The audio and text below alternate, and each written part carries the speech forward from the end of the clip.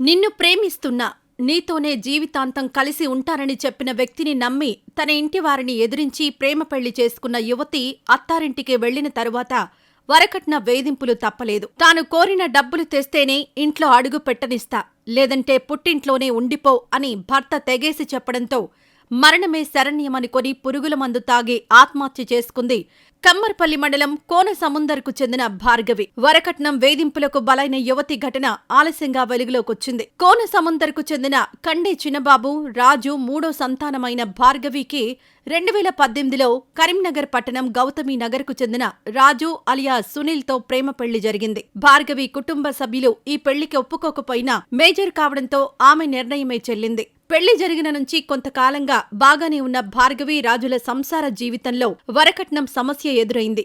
మృతురాలి అత్త శాంత, ఆడపడుచు సోనీల సపోర్ట్తో భార్గవి భర్త రాజు వరకట్నం కోసం వేధించగా ఆమె 6 నెలలుగా పుట్టింట్లోనే ఉండిపోయింది. తాను మరో పెళ్లి చేసుకుంటున్నానని రాజు ఫోన్లో చెప్పడంతో అడ్డుకోవడానికి భార్గవి ఒంటరిగా ఈ నెల 20న కరీంనగర్కు వెళ్లింది. అక్కడ తన భర్త రాజును కలుసుకున్న తర్వాత ఏం జరిగిందో తెలియదు కానీ భార్గవి పురుగుల మందు తాగింది. అపస్మారక స్థితిలో ఉన్న ఆమెను కరీంనగర్ ప్రభుత్వ ఆసుపత్రికి తరలించారు.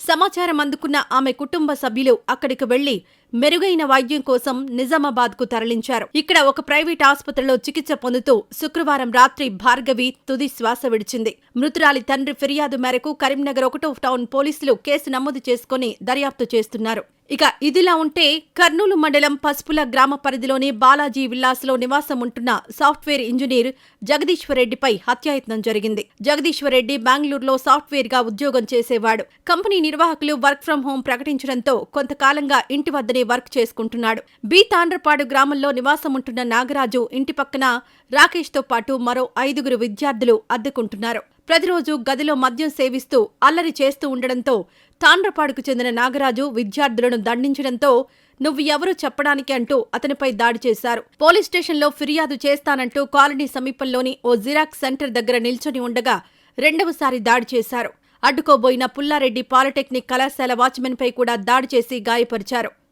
ఓ యువతి ఫోన్ నెంబర్ ఇవ్వాలంటూ రాకేష్తో పాటు మరికొంతమంది పోకిరీలు అల్లరి చేస్తూ ఉండడంతో జగదీశ్వరరెడ్డి ఇది పద్ధతి కాదంటూ అడ్డు చెప్పినందుకు అతనిపై దాడి చేసి తీవ్రంగా గాయపరిచారు.